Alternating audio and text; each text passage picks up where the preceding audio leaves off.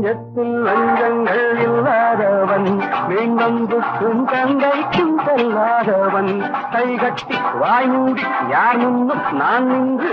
ஆதாயம் தேடாதவன் அந்த ஆகாயம் போல் வாழ்பவன்